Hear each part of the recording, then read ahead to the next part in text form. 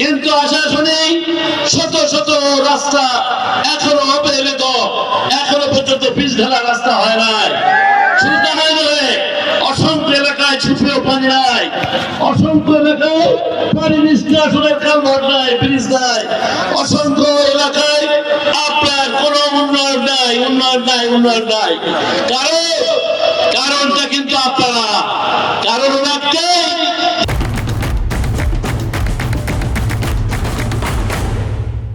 এই বাংলাদেশ স্বাধীন হওয়ার পরে উৎপাদনের উন্নয়নের রাজনীতির ধারক এবং ওই শহীদ রাষ্ট্রপতি জিয়াউর রহমান সাহেব প্রতিষ্ঠিত বাংলাদেশ জাতীয়তাবাদী দল, সেই বাংলাদেশ জাতীয়তাবাদী দল অসংখ্যবার রাষ্ট্রীয় ক্ষমতা এসেছে, কিন্তু দুঃখের বিষয় অদৃষ্টের নির্মম পরিহাস, আশাশুনির মাটিতে কখনো ধানের শীষে এমপি নির্বাচিত হয় নাই।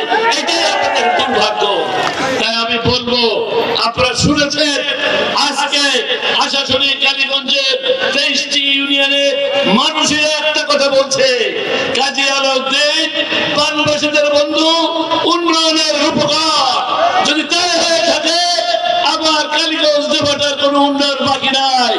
আমি 5টা বছর উন্নয়ন করে সারা বাংলাদেশের মানুষ, সারা পৃথিবীর মানুষকে দেখাই দেবো একজন মানুষ একটা উপজেলার 11টা ইউনিয়নে কত উন্নয়ন করতে পারবে।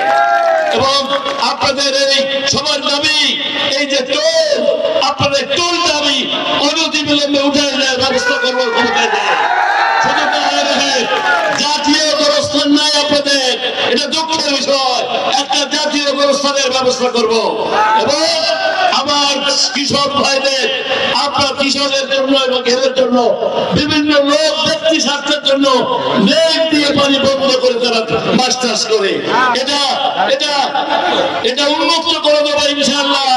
এবং আপনার ওই ব্রিজ থেকে আপনার পর্যন্ত এই রাস্তাটা সুবিশাল যে একটি পিছের রাস্তা করে দেবো ইনশাআল্লাহ তাআলা।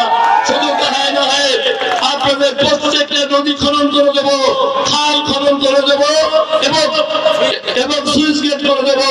শুধু তাই নয়, অনেক দূর পর্যন্ত আপনার সাতক্ষীরা জেলার শেষ সীমান্তে, এরপরেই তো পাইকেছে কয়রা। তাই আমি বলতে চাই, এখানে একটি আধুনিক হসপিটাল সরকারি ভাবে করার ব্যবস্থা ইনশাআল্লাহ আমি করে দেবো। শুধু তাই নয়, 11টা ইউনিয়ন আমি ঘুরে বেরিয়েছি, আমি দেখেছি সনাতন ধর্মী ভাইদের কি দুরবস্থা, তাদের মন্দিরগুলো কি দুরবস্থা, আমাদের আপনাদের মসজিদ মাদ্রাসাগুলোর কি দুরবস্থা, বিভিন্ন শিক্ষা প্রতিষ্ঠানের কি দুরবস্থা, এইগুলো শ্মশান ঘাটের কি অবস্থা, এগুলো আমার কালীগঞ্জ দেবাটায় নাই। কালীগঞ্জ দেবাটায় আমি এমপি থাকতে প্রত্যেকটা মন্দিরে একাধিকবার আমি উন্নয়ন দিয়েছি এবং প্রত্যেকটা দুর্গাপুজোর সময় আমি আমার হিন্দু ভাইদের কাছে 27.5 নম্বরে চাল প্রতি বছর দিয়েছি। তাই ইতিমধ্যে আমি এমপি নেই, আপনারা শুনেছেন, যে মন্দিরে যাচ্ছি, যে মসজিদে যাচ্ছি, যে মাদ্রাসায় যাচ্ছি, যে গির্জায় যাচ্ছি, সেখানে সরকারি অনুদান নিয়ে যাচ্ছি। যোগ্যতা আল্লাহ আমাকে এমপি ছাড়াও দিয়েছে, তাই এটা অব্যাহত থাকবে। আর যে কাজ করে সে কাজ করতে পারে, আর নাহলে উন্নয়নের উপকার আমার নামে আসতো না। তাই আমি বলবো, আমার স্বপ্ন থাকবে, আমার সাধনা থাকবে, আমার চিন্তা থাকবে, আমার চিন্তা থাকবে, আমার ভাবনা থাকবে, আমার উন্মেষ থাকবে, আমার ভালোবাসা থাকবে এই 11টি ইউনিয়নের মাটি এবং মানুষের উন্নয়নের সাথে ইনশাআল্লাহ।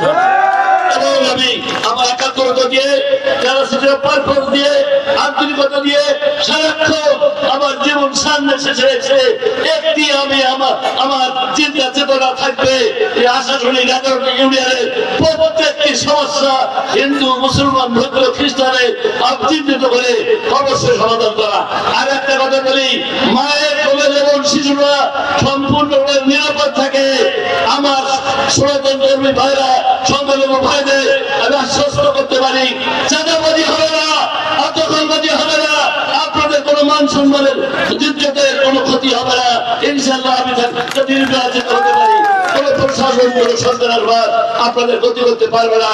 এই বলে আগামীতে আবার সময় মতো আপনাদের সামনে এসে আমার নেতৃত্ব গেলে আমি আবার যে কথাগুলো ওয়াদা করে গেলাম, সেই ওয়াদা কিছু পূরণ করে এসে বলবো, হ্যাঁ ওয়াদা পূরণ করা শুরু হয়েছে।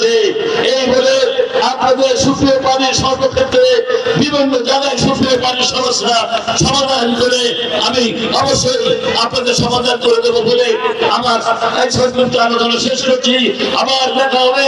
আপনারা দূর দূরান্ত থেকে আজকে এসে আমাকে যে সম্মান দেখিয়েছে সেই সম্মানে আপনার সম্মান এবং আপনার উন্নয়নের ভালোবাসার উত্তর যেন আমি আমার ভালোবাসা দিয়ে দিতে পারি এই দোয়া আপনাদের কাছে চেয়ে আমার নেত্রী বেগম খালেদা জিয়া, যিনি গণতন্ত্রের নেত্রী, আপসহীন নেত্রী, উন্নয়ন উৎপাদনের নেত্রী, স্বনির্ভর বাংলাদেশ গড়ার নেত্রী বেগম খালেদা জিয়া অসুস্থ। আপনাদের সবার কাছে দোয়া চেয়ে আমার সংক্ষিপ্ত আলোচনা শেষ করছি। আল্লাহ হাফেজ। পানি নিষ্কাশন ইনশাআল্লাহ হবে হবে হবে হবে বলে আমার